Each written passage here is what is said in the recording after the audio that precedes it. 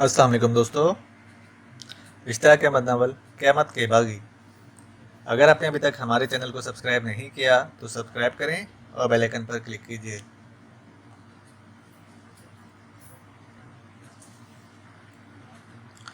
जब कोई बात नहीं सूझती तो हम बिल्कुल ऊट पटांग बातें करना शुरू कर देते हैं। फरजाना ने मुंह बनाया।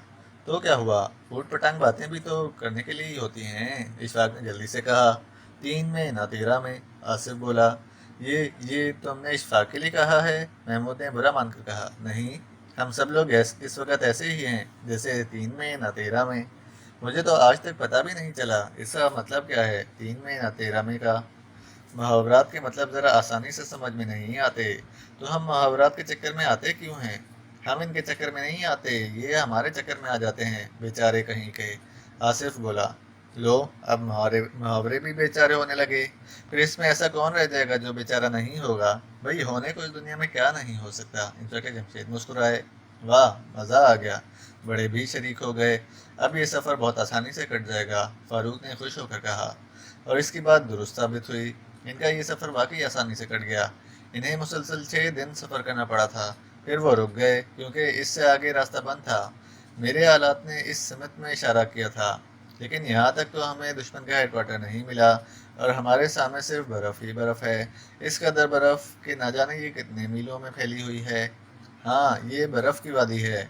यहाँ सारा साल बर्फ़ जमी रहती है। ये बर्फ़ कभी नहीं पिघलती, इसमें और इजाफा होता रहता है, कमी नहीं होती। प्रोफेसर दाऊद बोले। हमारी भी तो यहाँ आकर कुल्फियाँ जम जाएंगी। आफ्ताब ने मुंह खोला। इसके दांत बजने लगे। सर्दी इन पर असरअंदाज होने लगी थी। बर्फ में कहीं कहीं इन्हें दरख्त भी नजर आ रहे थे। आगे सिर्फ और सिर्फ बर्फ थी, या फिर बर्फ के ऊपर आसमान पर सूरज। लेकिन यहाँ धूप में भी कोई कमी महसूस नहीं हो रही थी। उफ मालिक, क्या इस बर्फ के अंदर कहीं हेडक्वार्टर बनाया गया है? फारूक की आवाज़ ने सबको चौंका दिया। क्या मतलब? आप अपने आलात के जरिए चेक करें, कहीं आलात बर्फ में आगे की तरफ तो इशारा नहीं कर रहे। ओह, 1 मिनट, वो बोले और फिर अपने बैग में से आलात निकाल कर बर्फ पर बैठ गए। चंद मिनट तक वो इनका बगौर मुआयना करते रहे, फिर कामती आवाज़ में बोले। उफ मालिक, इसका हेडक्वार्टर ज़रूर इस बर्फ में ही कहीं है। मारे गए फिर तो। वो कैसे? आखिर हम बर्फ में कैसे सफ़र करेंगे? यहाँ तो हद निगाह तक बर्फ ही बर्फ है। ये भी कोई बात है? पहले हमें ये अंदाज़ा लगाना है कि कोई हेडक्वार्टर यहाँ से कितनी दूर है। क्यों अंकल, क्या आप ये अंदाज़ा लगा सकते हैं? मुझे कुछ काम करना पड़ेगा, फिर अंदाज़ा लग सकेगा। तो फिर आप काम करें, हम ज़रा दौड़ लगा लें। दौड़ लगा लें क्या मतलब? वो चौंक कर बोले। खून जमने लग गया है, भाग दौड़ कर इसको गर्म रख सकते हैं। बिल्कुल ठीक कहा तुमने, हम सब दौड़ लगाएंगे। इंस्पेक्टर कामान मिर्जा बोले। लेकिन रहोगे तुम मेरे आसपास ही। हाँ हाँ, आप फिक्र ना करें। और फिर वो भागने दौड़ने लगे। प्रोफेसर दाऊद आलात पर जुट गए। आखिर 15 मिनट बाद वो इनकी आवाज़ पर सब इनके गिर्द जमा हो गए। हाँ अंकल, क्या रहा? ये बर्फ़ यहाँ करीबन 100 किलोमीटर के फासले तक फैली हुई है। हेडक्वार्टर कम से कम 50 किलोमीटर आगे ज़रूर है। फिलहाल मेरे हालात इस समेत में इशारा कर रहे हैं, लेकिन ये बताने के काबिल नहीं है कि फ़ासला कितना है। बस मैं अंदाज़ा ही लगा सकता हूँ। 50 किलोमीटर का फासला बर्फ़ पर किस तरह तय किया जा सकता है प्रोफेसर साहब? खान रहमान ने कहा। हाँ, नहीं किया जा सकता। हम जम कर रह जाएंगे, इसीलिए इन्होंने ये जगह मंतखब की है। लेकिन, फारूक ने तेज़ आवाज़ में कहा। इस लेकिन के बाद तुम्हारी ज़बान में भी खून जम गया क्या? आसिफ ने भिना कर कहा। लेकिन हमारे पास फरजाना, फरहत और रिफत मौजूद हैं। ये कोई तरकीब बताएंगी? इन हालात में हम तरकीब कहाँ से लाएं? हाँ फरजाना, तरकीब तो तुम्हें कोई ना कोई अपने दिमागों से निकालना होगी, वरना। इंस्पेक्टर जमशेद बोले। वरना क्या? क्या आप हमें धमकी दे रहे हैं? नहीं, धमकी का यहाँ क्या काम। मैं तो खबरदार कर रहा हूँ। अगर तुम तीनों तरकीब ना बता सकी तो हम इस बर्फ़ पर ही जान दे देंगे। क्या मतलब? आप नाकामी की सूरत में वापस नहीं जाएंगे? फिर वापस जाकर हम क्या करेंगे? इन मुसलमानों के सामने कहीं नजरें भी नहीं उठा सकेंगे, जिन्होंने मजबूरी की हालत में ईसाइयत कबूल की है और जो अंदर से अभी भी मुसलमान हैं, या जो अपने घर में छुपकर नमाजें पढ़ रहे हैं। बातें आपकी भी ठीक हैं। अच्छा, हम अपने दिमागों पर जोर डालते हैं। देखना कहीं दिमागों पर बर्फ ना जम जाए। तीनों सर जोड़ कर बैठ गईं। बाकी लोग फिर भाग दौड़ करने लगे। ऐसे में प्रोफेसर दाऊद ने घबराई हुई आवाज़ में कहा। अरे बाप रे, क्या हुआ अंकल, भूख लग गई क्या? شوقی مسکرایا۔ نہیں، ایک خوفناک خیال آیا ہے۔ اور وہ کیا؟ انسپکٹر کامران مرزا جلدی سے بولے۔ اس وقت تو ہم بھاگ دوڑ کر اور اچھل کود کر کے اپنا خون گرم کر رہے ہیں، رات کو یہ کیسے کر سکیں گے؟ اوہ، وہ ہنس پڑے۔ ہائے، تم لوگ ہنس رہے ہو؟ جی ہاں، اور کیا کریں، ہنسنا ہی پڑتا ہے۔ لیکن میں نے تو ایک بہت سنجیدہ بات کی ہے۔ جس طرح باری باری جاگ کر اور سو کر وقت گزارا جاتا ہے، اب بھی ہم اسی طرح کریں گے۔ یعنی پہلے کچھ لوگ جاگتے رہیں گے، اچھل کود کرتے رہیں گے، باقی سوتے رہیں گے۔ ہاں، اور کیا، لیکن سونے والے سوتے ہی رہ جائیں گے۔ دیکھا جائے گا، جب اوکھلی میں سردیاں تو موزلوں کا کیا ڈر۔ آفتاب ہنسا۔ توبہ ہے، تمہیں ایسے میں بھی محاورات سوچ رہے ہیں؟ اب آپ ہی بتائیں، ہم کیا کریں؟ کم وقتوں نے عجیب جگہ چنی ہے، لیکن وہ خود کس طرح رہ رہے ہوں گے؟ انہوں نے ہیٹر وغیرہ لگا رکھے ہوں گے۔ اب کیا کریں؟ سوال تو یہ ہے۔ میرا خیال یہ ہے کہ آج رات یہیں گزاری جائے۔ اس سے ہمیں یہ اندازہ ہو جائے گا کہ ہم رات کے وقت زندہ رہ سکیں گے یا نہیں۔ اندازہ ہونے کے بعد ہم آگے سفر شروع کر سکتے ہیں۔ ایک اور آئیڈیا دوں آپ کو؟ رفعت مسکرائی۔ شکریہ رفعت، ان حالات میں اگر تم کوئی آئیڈیا دو گی تو مزہ آ جائے گا۔ 50 کلومیٹر کا فیصلہ جلد طے ہو سکتا ہے۔ کیا کہا؟ بہت جلد طے ہو سکتا ہے؟ شاید تمہارا دماغ نہیں چل گیا، لیکن اس میں تمہارا بھی کیا قصور؟ برف کے اس جہاں میں دماغ نہیں چلیں گے تو اور کیا چلیں گے؟ او، پہلے اس غریب کی بات تو سن لو۔ اچھا، کہو بھائی فرحت۔ ہم اسکیٹنگ کر کے جا سکتے ہیں۔ بہت خوب رفعت، وہ مارا۔ انسپکٹر کامران مرزا چلائے اور برف پر بچوں کی طرح اچھلنے لگے۔ آپ تو کچھ زیادہ ہی خوش ہو رہے ہیں، یہ بات ہی اس قدر زوردار ہے۔ لیکن معاف کیجیے گا، ہمارے پاس اسکیٹنگ کا سامان کہاں ہے؟ بغیر سامان کے ہم کس طرح اسکیٹنگ کر سکیں گے؟ یہاں درخت موجود ہیں، چھڑیاں ان سے بنائی جا سکیں گی۔ رہ گئے پاؤں میں پہننے والے لوہے کے اسکیٹر، ان کا مسئلہ منور علی خان حل کریں گے۔ کیا مطلب؟ ان کے تھیلے کا جائزہ لیا جا سکتا ہے، لیکن ان میں لوہے کی اتنی چیزیں نہیں ہیں کہ ہم میں سے ہر ایک کے پیروں کے لیے اسکیٹنگ کے جوتے بن سکیں۔ لیکن ہم سب برف پر چل کر کیوں جائیں؟ آپ کم از کم ایک آدمی کے لیے تو اسکیٹنگ کا سامان تیار کر سکتے ہیں نا؟ کیا مطلب ہے فرحت؟ کیا یہ ساری مہم ہم میں سے صرف ایک آدمی سر کرے گا؟ جی نہیں، ہم سب جائیں گے، لیکن اسکیٹنگ ایک آدمی کرے گا۔ ہاں ٹھیک ہے، وہ بیچارہ باقی سب کو اپنے اوپر سوار کر کے لے جائے گا نا؟ محمود نے جلد بن کر کہا۔ جی نہیں، باقی لوگ اور طرح جائیں گے۔ آخر کس طرح؟ میں نے ٹی وی پر ایک فلم دیکھی تھی، اس میں دو پہاڑوں کے درمیان رسی باندھ کر اس رسی کے ذریعے ایک پہاڑ سے دوسرے پہاڑ تک کردار جاتے ہیں، جبکہ دونوں پہاڑوں کا فاصلہ بہت ہوتا ہے اور نیچے ہزاروں فٹ گہری کھائی ہوتی ہے۔ بات اب تک پڑھ لینی پڑی، آصف بڑبڑایا۔ اس لیے کہ تمہارا دماغ برف چلنے چلا گیا ہے۔ برف اس لیے کہ گھاس تو یہاں ملے گی نہیں بیچارے کو، فرزانہ بولی۔ اور تم اس طرح کہہ رہی ہو جیسے تم اس کی بات سمجھ گئی ہو۔ ہاں، میں جان گئی ہوں کہ فرحت کیا کہنا چاہ رہی ہے۔ میں نے بھی وہ فلم دیکھی تھی۔ انکل منور علی خان کی رسی ہمارے کام آئے گی، اور پہاڑ کہاں سے اٹھا کر لائیں گے؟ ہاں، پہاڑ تو ہماری عقلوں پر پڑ گئے ہیں، اٹھا کر کیسے لا سکیں گے؟ فرحت نے منہ بنایا۔ بھائی فرحت، وضاحت کرو۔ ابو بات سمجھیں، ہم دو مضبوط لکڑیاں دو اونچے درختوں کی کاٹیں گے، ایک کی لمبائی اونچی ہوگی، دوسرے کی کم۔ اونچی لمبائی والی لکڑی اس طرف برف میں گاڑ دیں گے اور کم لمبائی والی لکڑی اس جگہ گاڑ دی جائے گی جہاں تک آپ کی رسی جائے گی۔ ان لکڑیوں کے سروں پر آپ کی شکاری رسی باندھ دی جائے گی اور اس طرح ہم خود بخود دوسری لکڑی تک پہنچ جائیں گے۔ صرف ایک آدمی اسکیٹنگ کر کے آگے جاتا رہے گا اور لکڑی آگے جا کر گاڑتا رہے گا۔ اس میں شک نہیں کہ اس طرح ہم برف پر سفر کر سکیں گے۔ اسی طرح پہاڑ سے کرنے والے اوپر چڑھتے ہیں، لیکن اس طرح ہماری رفتار بہت کم ہوگی۔ دوسری صورت میں ہمیں برف پر چلنا ہوگا اور اس طرح پوری قوت منجمد ہو سکتی ہے، کیونکہ برف میں پاؤں دھس جائیں گے۔ اوپر سے تو یہ برف بہرحال نرم ہے، نیچے سخت ہو سکتی ہے۔ کاش ہمارے پاس اسکیٹنگ کا سامان ہوتا، کاش ہمیں معلوم ہوتا کہ ہم برف کی ایک وادی میں جا رہے ہیں۔ کاش کاش، انسپکٹر جمشید کہتے چلے گئے۔ بس کیجیے ابا جان، آپ اس قدر کاش نہ بولیے، ہم گھبرا جائیں گے۔ بہرحال اب لے دے کر اسی ترکیب پر عمل کر سکتے ہیں۔ منور علی خان، آپ کے پاس کتنی لمبی رسی ہوگی؟ قریباً 1 کلومیٹر۔ اس کا مطلب یہ ہے کہ ہم ایک بار لکڑی گاڑ کر 1 کلومیٹر آگے بڑھ سکیں گے۔ اس طرح ہمیں 3 لکڑیاں تیار کرنا ہوں گی، تاکہ ہم میں سے ایک اسکیٹنگ کے ذریعے پہلے ہی آگے جا کر لکڑی گاڑتا رہے۔ اس سلسلے میں بھی ہمیں کاریگری دکھانا ہوگی۔ جی انکل، کس سلسلے میں؟ آصف بولا۔ لکڑیاں تیار کرنے کے سلسلے میں۔ इनका निचला सिरा जो बर्फ़ में गाड़ना होगा नोकदार बनाया जाएगा ताकि बर्फ़ में आसानी से धंस सके, और ऊपर वाले सिरे पर ऐसा गढ़ा सा बनाना होगा जिसमें से रस्सी फ़ौरन फंस जाए। तो फिर क्या ख्याल है, इस पर काम अभी शुरू करें?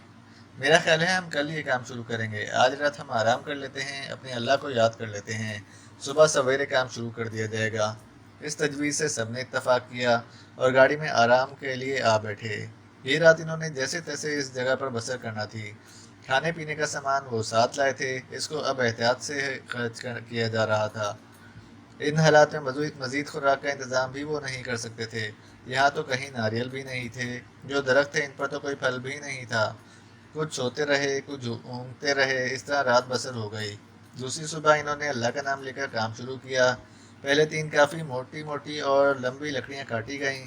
इनके निचले सिरे नोकदार बनाए गए। स्केटिंग के लिए लंबे जूते तैयार किए गए। इस काम में मुनव्वर अली खान का शिकारी थैला बहुत काम आया। रस्सी की भी जब पैमाइश की गई तो वो 2 किलोमीटर की करीब बन गई। गोया हम एक वक्त में 2 किलोमीटर आगे बढ़ सकते हैं। हाँ, इंशाल्लाह अब हम हेडक्वार्टर तक पहुंच जाएंगे और वहाँ अफजाल होगा। चलें, इस बहाने हम अफजाल को भी देख लेंगे। सुना है इसे आज तक किसी ने नहीं देखा, लेकिन हेडक्वार्टर में मौजूद लोग तो अब इसे देख चुके होंगे। कुछ कहा नहीं जा सकता, हो सकता है वो इनके आगे भी ना आता हो। अब इनका सफ़र शुरू हुआ। ये तजर्बा काफ़ी दिलचस्प रहा।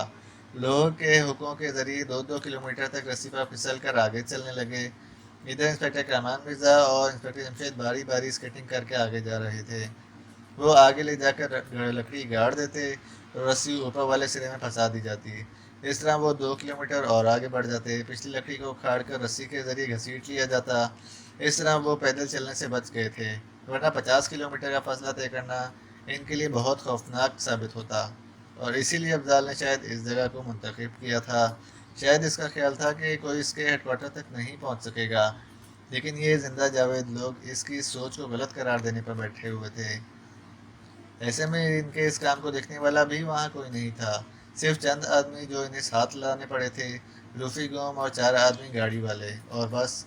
वो हैरत से आंखें फाड़े इनकी इन कोशिशों को देख रहे थे। इन्हें इस मुहिम में साथ नहीं लिया गया था, गाड़ी के पास ही छोड़ दिया गया था। लेकिन गाड़ी की चाबी इंस्पेक्टर जमशेद ने निकाल ली थी, वरना वो लोग गाड़ी को लेकर फरार भी हो सकते थे। बाकी गैर ज़रूरी लोगों को भी वहीं छोड़ दिया गया था। जल्द ही सब लोग इनके चारों के नज़रों से उज्जल हो गए। ऐसे में इनमें से एक ने अपने जूते की एड़ी में से एक नन्हा सा ट्रांसमीटर निकाला और इस पर किसी से सिलसिला कायम करने लगा। जल्द ही आवाज़ सुनाई दी, हेलो, अफजाल बात कर रहा हूँ, और मैं मार्टी हूँ बॉस। मैंने और आप मेरे साथियों ने इन्हें इस बात का एहसास नहीं होने दिया कि हमारा आपसे बाकायदा रब्ता है। इनसे भी हमारी तलाशी लेने की चौक हो गई, लेकिन वो बर्फ़ तक पहुँच चुके हैं। क्या कह रहे हो, वो बर्फ़ तक पहुँच गए? हाँ बॉस, मैं नहीं जानता था, हम तो सोच भी नहीं सकते थे वो इस तरह बिल्कुल सीधे रास्ते पर यहाँ तक आ जाएंगे। खैर, अब इन्हें फौरी तौर पर मौत के घाट उतारना होगा। मैं आ रहा हूँ। अभी तो आपके लिए एक खबर और है सर, मुझे अफसोस है। जल्दी कहो। वो बर्फ़ पर सफ़र कर रहे हैं और इन्होंने सफ़र करने का अनोखा तरीका निकाला है। ये तो आपका ख्याल ही था कि वो बर्फ़ पर सफ़र नहीं कर सकेंगे। क्या मतलब? इन्होंने क्या तरीका निकाला है? मार्टी ने जब इसे तरीका बताया तो अफजाल के मुँह से बेख्तियार निकला, नहीं। करीबन 6 किलोमीटर का फासला तय करने के बाद ही इनके हाथ पाँव सुन्न होने लगे। इस जगह दर्जा हरारत नुक्ता इंजमात से गिरा हुआ था। इन हालात में इनका खून ना जमता और क्या होता। इंस्पेक्टर जमशेद ने कहा, हम 50 किलोमीटर का फासला किस तरह तय करेंगे? हमारी हालत तो बहुत गैर होने लगी है। ये मसला भी है। फिर हम क्या कर सकते हैं? आप साइंसदान हैं, ये आप बताएं। ये धूप भी तो कोई हरारत पैदा नहीं कर रही, गोया यहाँ सूरज भी बेबस है। भाई, ये सब अल्लाह की कुदरत के नज़ारे हैं। अल्लाह ने यहाँ ये साबित किया है कि एक से एक बढ़कर पैदा हुए हैं। बर्फ़ की इस वादी में सूरज की नहीं चलती। सवाल ये है कि अफजाल और इसके साथी किस तरह इससे आगे गए होंगे, और फिर इन्होंने तो इस बर्फ़ में अपना हेडक्वार्टर भी बनाया है। आखिर वो किस तरह कामयाब हुए होंगे? असल मसला है साजो सामान का। वो लोग तो अपने साजो सामान समेत आए होंगे, लेकिन इस मसले में इतनी राजदारी से काम लिया गया है, लिहाजा वो ज़्यादा आदमी तो साथ ला नहीं सकते थे। इसके लिए भी कोई तरकीब कर ली गई होगी। हो सकता है कि चंद जायद आदमियों को अफजाल साथ लाया हो। इन सबको काम ख़त्म होने के बाद मौत के घाट उतार दिया गया हो। ओह, इनके मुंह से एक साथ निकला, मतलब ये कि हमारे पास वो सामान नहीं है। हाँ जमशेद, हमें वापस जाना होगा। بغیر کسی سامان کے ہم یہ 50 کلومیٹر طے نہیں کر سکیں گے۔